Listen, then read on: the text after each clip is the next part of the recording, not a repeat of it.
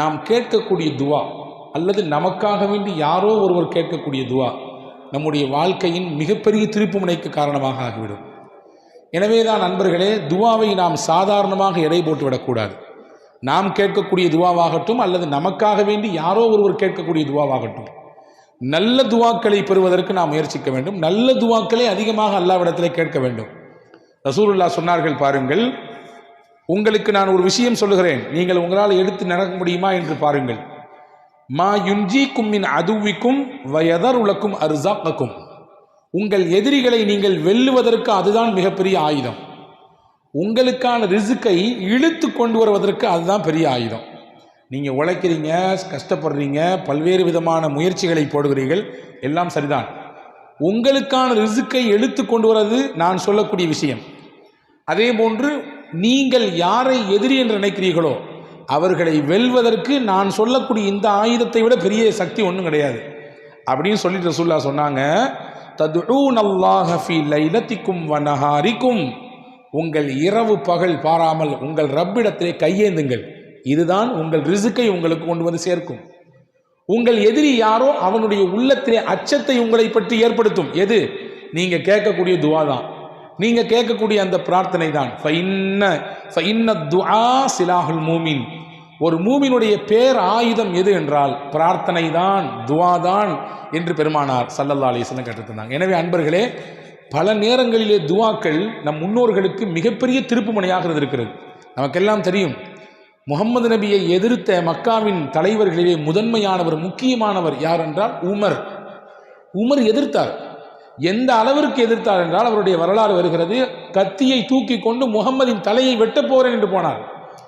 ஒன்று இந்த ஊரில் நான் இருக்க வேண்டும், இல்லது முகம்மது இருக்க வேண்டும். என்ன ஏடகணமாக பேசியிருக்காராமா, முன்னோர்களுடைய அந்த வழியை எல்லாம் தூற்றி பேசுகிறாராமா, அவரை நான் வெட்டப் போகிறேன் என்ற ஆவேசத்தோடு போனார். அந்த ஆவேசத்தோடு போன உமர் ஒரு செகண்ட்ல அவருடைய உள்ளம் மாறிச்சு.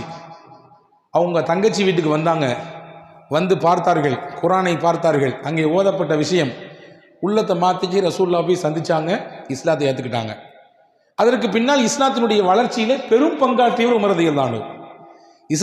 இஸ்லாத்தை மக்காவிலே பகிரங்கப்படுத்தியதிலே முதன்மையானவர் சையதுனா உமர் ரலியல்லாஹு அன்ஹு. சரி, நான் கேட்குறேன், உமர் ரலியல்லாஹு அன்ஹுடைய இந்த மனமாற்றத்துக்கு என்ன காரணம்? அவருடைய வாழ்க்கையினுடைய இந்த திருப்பு முனைக்கு என்ன காரணம்? ரசூலுல்லாஹ்வுடைய துஆ தான் காரணம். நபி ஸல்லல்லாஹு அலைஹி வஸல்லம் இப்படி துஆ செய்தார்கள், அல்லாஹும்ம அய்யிதுல் இஸ்லாம் பி அஹப்பி ஹாதைனிர் ரஜுலைனி இலைக்க.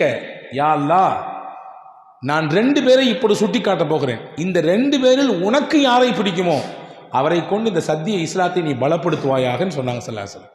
2 பேர் ரசூலுல்லாஹ் சுட்டி காட்டினாங்க. யாரு? ஒன்று உமர், இன்னொரு அபுல் ஹிகம், அதாவது அபு லஹப்.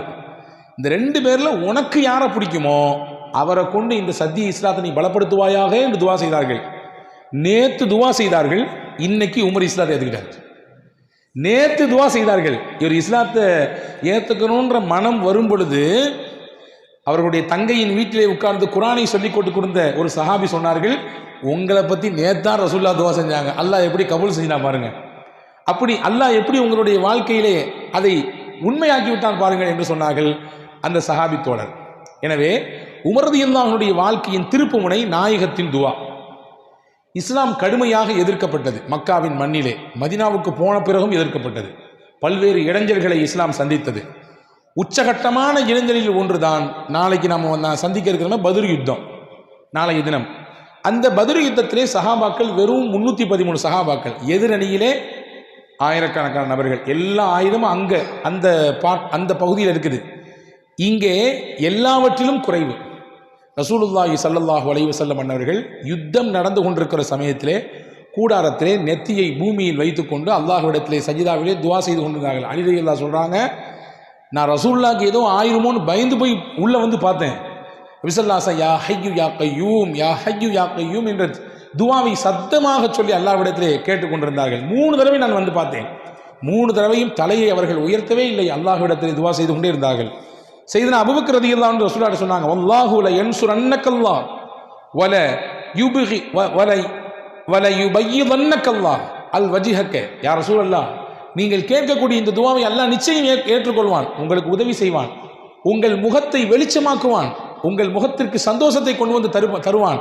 இந்த போர் நமக்கு சாதகமாகத்தான் முடியும் நபியே, உங்கள் துவா நிச்சயம் பொய்ப்பித்து போவாது, அது மறுக்கப்படாத நபியே என்று ஹஜ்ரத் அபூபக்கர் ரலியல்லாஹு அன்ஹு ஆறுதல் சொன்னதாக ஹதீஸில் வந்திருக்கிறது. பத்ர் யுத்தம் குறைந்த எண்ணிக்கையை கொண்டு, குறைந்த ஆண்பலங்களை கொண்டு, குறைந்த ஆயுதங்களை கொண்டிருந்த முஸ்லிம்கள் வெற்றி பெற்றார்கள் என்றால் அல்லாஹுவின் நாட்டம் என்பதோடு சேர்த்து முக்கியமாக நாயகத்தினுடைய ஒப்பற்ற துவா, அந்த துவா, நாயகத்தினுடைய அந்த அழுகை, அவர்களுடைய கண்ணீர், அதுவெல்லாம் பத்ர் யுத்தத்திற்கு ஒரு வெற்றியை வாங்கி தந்ததற்கு முக்கியமான காரணம். எனவே அன்பு பெருமக்களே, வாழ்க்கையினுடைய டேர்னிங் பாயிண்ட், திருப்பு முனையாக நமக்கு அமைவதிலே துவா என்பது மிக முக்கியமாக பங்காற்றுகிறது. எனவேதான் ஹஜ்ரத் மூசா அலைஹிஸ்ஸலாம் கேட்ட துவாவை இன்றைக்கு நாம் ஓதின வசனங்களிலே அல்லாஹ் ஒரு இடத்திலே சொல்கிறான்.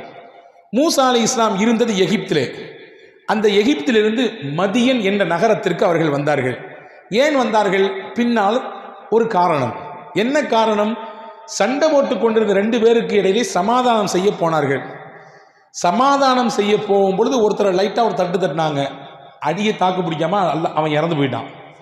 இறந்து போனதற்கு பிறகு பேச்சு அப்படியே இவரை கொண்டவர் யார் என்று தெரியவில்லையே என்று அப்படியே பரவுகிறது.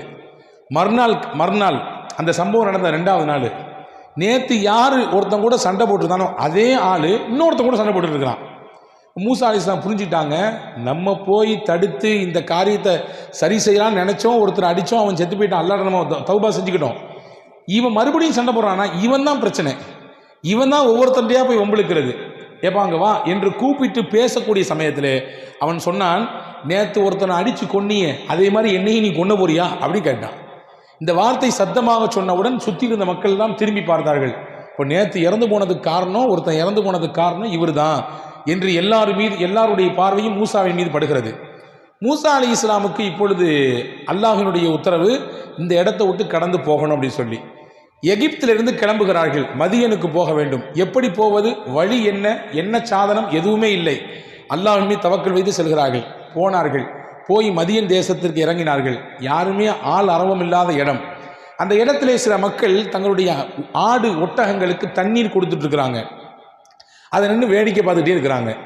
ஓரத்தில் 2 பெண்கள் ஓரமாக நிற்கிறார்கள். அந்த பெண்கிட்ட போய் மூசா அலைஹிஸ்ஸலாம் கேட்டாங்க, நீங்கள் மட்டும் ஏன் இங்கே நிற்கிறீங்க? எல்லாரும் அங்கே போய் தண்ணி பிடிச்சிட்டு இருக்காங்களே. அந்த 2 பெண் பிள்ளைகளும் சொன்னார்கள், அந்த கூட்டம் போனதுக்கு பின்னாடி தான் நாங்கள் தண்ணி பிடிப்போம், ஆண்களோடு கலக்க மாட்டோம், நாங்கள் தனியாகத்தான் போய் பிடிப்போம்.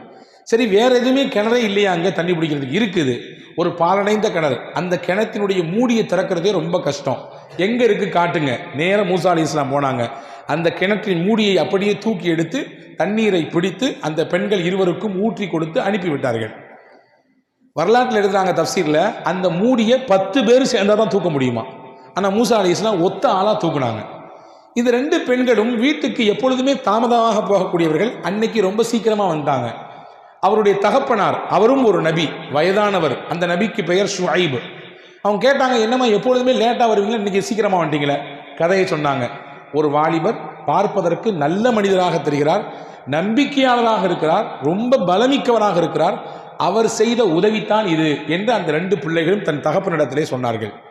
இது ஒரு புறம் போகட்டும். மூசா அலைஹிஸ்ஸலாம் இந்த நன்மையை செய்து முடித்துவிட்டு அல்லாஹ்விடத்திலே துவா செய்தார்கள். என்ன துவா செய்தார்கள்? அதுதான் இன்று அல்லாஹ் குர்ஆனிலே சொல்கிறான். அதுதான் இன்னைக்கான நமக்கான செய்தி. ரப்பி இன்னி லிமா அன்ஸல்த இலைய மின் கைரின் ஃபகீர். யா அல்லாஹ், என் மீது சுமத்தப்பட்ட இந்த குற்றத்தினாலே உன்னுடைய நாட்டத்தை நாடி நான் இதோ வந்துவிட்டேன். இப்பொழுது எனக்கு எதுவுமே இல்லை, தங்குவதற்கு இடம் இல்லை, உடுத்துவதற்கு இந்த ஆடையை தவிர்த்து வேறு எதுவும் இல்லை, உண்ணுவதற்கு இலை தலைகளை தவிர வேறு எதுவும் இல்லை. இப்பொழுது நீ எனக்கு எந்த நலவை கொடுத்தாலும் அதன் பக்கம் ரொம்ப தேவையானவன் நான்.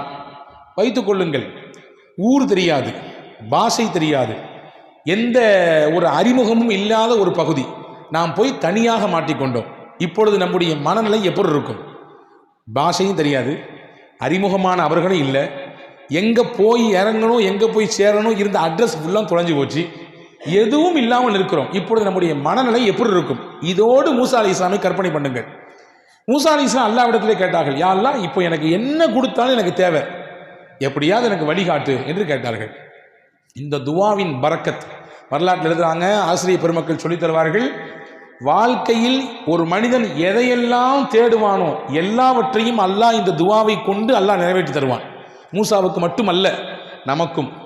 வேலை இல்லாமல் திண்டாட்டத்தோடு நிறைய பிள்ளைகள் இன்றைக்கு இருக்கிறார்கள். உள்ளபடியே நம்பிக்கையோடு இந்த துவாவை அவர் ஓதி வருவாரையானால் நல்ல வேலை வாய்ப்பை அல்லாஹ் கொடுப்பான்.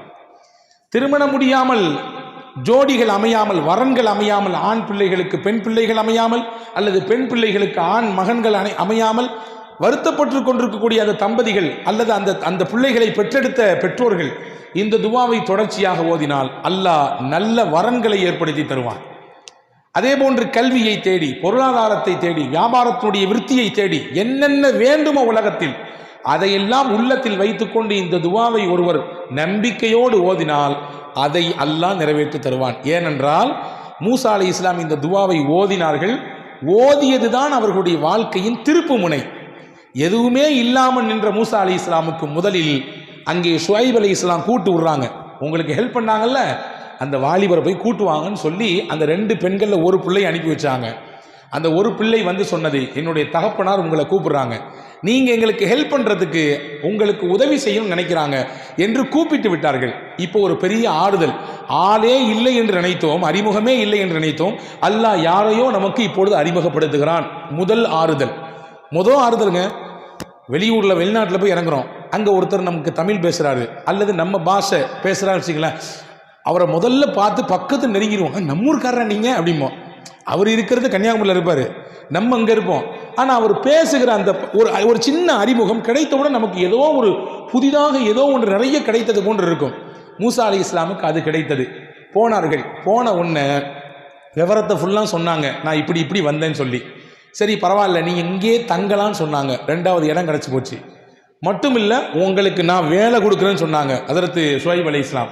என்னுடைய வீட்டிலே நீங்கள் வேலை செய்யலாம், 8 ஆண்டுகள் வேலை செய்யலாம். வேலை செய்தால் அதோடு மட்டும் உங்களை நிப்பாட்ட மாட்டேன், உங்களை என் மருமகனாக ஆக்கிக் கொள்கிறேன், உங்களுக்கு கல்யாணம் முடிச்சு தருகிறேன். என்னுடைய 2 பிள்ளைகளில் ஒன்றை சொன்னார்கள். திருமணமானது. வரலாற்றில் எழுதுறாங்க, இந்த மதியன் தேசத்திற்கு மூசா அலைஹிஸ்ஸலாம் வரும் பொழுது வெறும் மூசாவாக வந்தார். மதியனை விட்டு மறுபடியும் எஜிப்துக்கு திரும்பி போகிற பொழுது மூசா ரசூலுல்லாவாக போனார், இறைவனின் தூதராக போனார். இது ஏன் கிடைத்தது? இந்த துவாவினுடைய பரக்கத். எனவே அன்பு பெருமக்களே, ஒரு மகத்தான துவா மூசா அலைஹிஸ்ஸலாம் ஓதிய துவா. இந்த துவாவை ஓதியதினால் அல்லாஹ் எல்லா விதமான வளங்களையும் ஹஜ்ரத் மூசா அலைஹிஸ்ஸலாமுக்கு கொடுத்தான். அங்கே தங்குவதற்கு இடம் கொடுத்தான், அவர்களுக்கு உணவு கொடுத்தான், அவர்களுடைய தேவை பூர்த்தியானது, அவர்களுக்கு நிக்காஹ் நடந்தது. எல்லாவற்றையும் இந்த துவாவை வைத்து அல்லாஹ் மையப்படுத்தினான். எனவே தான் நான் சொன்னேன், சில துவாக்கள் இருக்கிறது, அந்த துவா தான் நம்முடைய வாழ்க்கையை இப்படியே புரட்டி போடும், நம்முடைய வாழ்க்கையினுடைய திருப்பு முனையாக, முன்னேற்றத்திற்கு காரணப்படியாக அது அமையும். அப்படி மூசா அலைஹிஸ்ஸலாமுடைய வாழ்க்கையில் நடந்த மிக முக்கியமான நிகழ்ச்சியை தான் சூரா கஸஸ் என்கின்ற இந்த அத்தியாயம் நமக்கு சொல்லித் தருகிறது. அன்பு பெருமக்களே, இந்த நிகழ்ச்சியிலிருந்து நான் உங்களுக்கு சொல்லக்கூடிய விஷயம் என்னவென்றால், எதை நாம் நாடி இருக்கிறோமோ, என்ன வேண்டும் என்று நாடி இருக்கிறோம், நம்ம பிள்ளைக்கு நல்ல ஒரு எதிர்காலம் அமையணும், வீட்டை கட்டி முடிக்கணும், நம்ம பிள்ளைக்கு கல்யாணத்தை பண்ணணும், நம்ம வியாபாரத்தை முன்னேற்றப்படுத்தணும், என் பிள்ளைக்கு நல்ல படித்து முடிச்சிருக்காரு, ஒரு வேலை வாய்ப்பு அமையணும், நல்ல கல்வியில் உயர்ந்து நிற்கணும், எது உண்டோ அதை உள்ளத்தில் ஆழ் மனதில் விதைத்து நம்பிக்கையோடு இந்த துவாவை ஓதி வந்தால் நிச்சயம் அந்த காரியத்தை அல்லாஹ் கைகூடச் செய்வான் என்பதை அறிஞர்களும் வரலாற்று ஆசிரியர்களும் திருக்குர்ஆனுடைய விரிவுரையாளர்களும் சொல்லித் தருகிறார்கள். அப்படிப்பட்ட மகத்தான துவா இன்று ஓதப்பட்டது. அன்பு பெருமக்களே, இந்த துவாவை நாம் உள்வாங்கிக் கொள்வோம். ரொம்ப சுருக்கமான வார்த்தைகள். ரப்பி இன்னி லிமா அன்சல்த இலைய மின் ஹைரின் ஃபகீர். மொத்தமே ஒரு 6 அல்லது 7 வேர்ட்ஸ். இன்னைக்கு பரீட்சைகள் நடந்து கொண்டிருக்கக்கூடிய காலம் இல்லையா? பப்ளிக் எக்ஸாம் நடக்குது நம்முடைய பிள்ளைகளுக்கெல்லாம். அவங்களுக்கான நம்ம துவா செஞ்சு அனுப்பலாம். துவா என்பது இருக்கிறதே நமக்கு மட்டுமாக சுருக்கி கொள்ளக்கூடாது, பரந்துபட்ட பார்வையில் கேட்க வேண்டும், எல்லோருக்கும் கேட்க வேண்டும். அப்படி கேட்டால் என்ன நடக்கும்? நம் தேவை சாதாரணமாக நிறைவேறும். ரசூலுல்லாஹ்விடத்திலே ஒரு சஹாபி வந்தார். ரசூலுல்லாஹ்விட முன்னால் உட்கார்ந்து இப்படி துவா செய், அல்லாஹும் மர்ஹம்னி வ முஹம்மதன் வலா துஷ்ரிக் ஃபீனா அஹதன். யா அல்லாஹ், எனக்கும் முகமது நபிக்கும் மட்டும் ரஹமத் செய்யி, வேற யாரும் கொடுத்துறாத அப்படின்னாரு. எனக்கும் முகமது நபிக்கு மட்டும் ரஹமத் செய்ய வேறு யாரும் கொடுத்துறாருன்னார். ரசூல் ஸல்லல்லாஹு அலைஹி வஸல்லம் வந்து பக்கத்தில் ஒரு தட்டி, என்னப்பா இது துவால இப்படியா கஞ்சத்தனம் காட்டுறது? எல்லாத்துக்கும் விசாலமாக அல்லாஹ் ரஹமத்தை தரப்போறான், எல்லாம் தரப்போறான், இதில் என்ன நீ சுருக்கி கேட்குறான்? எல்லாம் விசாலமாக கேள அப்படின்னு சொல்லி ஹஜ்ரத் ரசூலுல்லாஹி ஸல்லல்லாஹு அலைஹி வஸல்லம் சொல்லிக் கொடுத்ததாக வரலாற்று குறிப்பிருக்கிறது. எனவே ஹதீஸிலே வந்திருக்கிறது, ஒரு மனிதர் இன்னொரு சகோதரருக்காக வேண்டி துவா செய்தால் மலக்கை அல்லாஹ் நியமிப்பான். பக்கத்திலே நியமித்த அந்த மலக்கு சொல்வார், யா அல்லாஹ், இவர் இந்த நபருக்காகவே நீ துவா செய்கிறார், இவருக்கு நீ என்னவெல்லாம் கொடுப்பாயோ எல்லாத்தையும் கொடு. யா அல்லாஹ், இவர் இந்த மனிதரின் நோய் நீங்குவதற்காகவே நீ கையேந்திருக்கிறார். யா அல்லாஹ், அவர் கஷ்டப்படுறாரு, கஷ்டத்தில் இருக்காரு, அவர் நோயில் அவதிப்படுறாரு, அவர் நோயை நீக்கிரு, அவருடைய கடனை நீக்கிரு, அவருடைய கஷ்டத்தை போக்கிரு என்று ஒருவர் துவா செய்தால் மலக்கு பக்கத்திலே உட்கார்ந்து சொல்லுவார், யா அல்லாஹ், அந்த கஷ்டத்தை, அந்த நோயை, அந்த சிரமத்தை இவருக்கு கொடுக்காத. ஏன்னா இவர் இன்னொருத்தர் கேட்டு இருக்காரு, இன்னொருத்தருடைய சிரமம் நீங்க கேட்கிறார், இவருக்கு நீ கொடுக்காதே அல்லாஹ் என்று மலக்கு சொல்லுவார் என்று ஹஸரத் ரசூலுல்லாஹி ஸல்லல்லாஹு அலைஹி வஸல்லம். எனவே துஆ இருக்கிறது மகத்தான ஆயுதம். எக்கச்சக்கமான நபிமார்கள் துஆவை கொண்டுதான் இந்த சமூகத்திலே மிகப்பெரிய மாற்றத்தை ஏற்படுத்தியிருக்கிறார்கள். இன்னைக்கு இருக்கக்கூடிய காலகட்டத்திலே முஸ்லிம் உம்மத் செய்ய வேண்டிய பிரதான விஷயம் துஆ. நம்முடைய நாடாகட்டும் அல்லது முஸ்லிம்கள் பாதிக்கப்படக்கூடிய பல நாடுகளாகட்டும், இங்கிருந்து நாம் என்ன செய்ய முடியும்? துஆ தான் செய்ய முடியும். உருக்கமாக அல்லாஹ்விடத்திலே கையேந்தி கேட்கிற பொழுது, அதுவும் இந்த ரமதானுடைய காலங்களிலே கேட்கிற பொழுது அதற்கு பதில் மிக விரைவாக கிடைக்கும். மூசா அலைஹிஸ்ஸலாமின் வரலாறும் அதை தான் நமக்கு சொல்லித் தருகிறது. வல்ல ரஹ்மான் அல்லாஹ் இதுபோன்று உண்டான நல்ல துஆக்களை உள்வாங்கிக் கொண்டு நம் வாழ்க்கையிலே எடுத்து நடக்கக்கூடிய நல்ல பாக்கியத்தை அல்லாஹ் உங்களுக்கும் எனக்கும் எல்லா மக்களுக்கும் அல்லாஹ் வழங்குவானாக.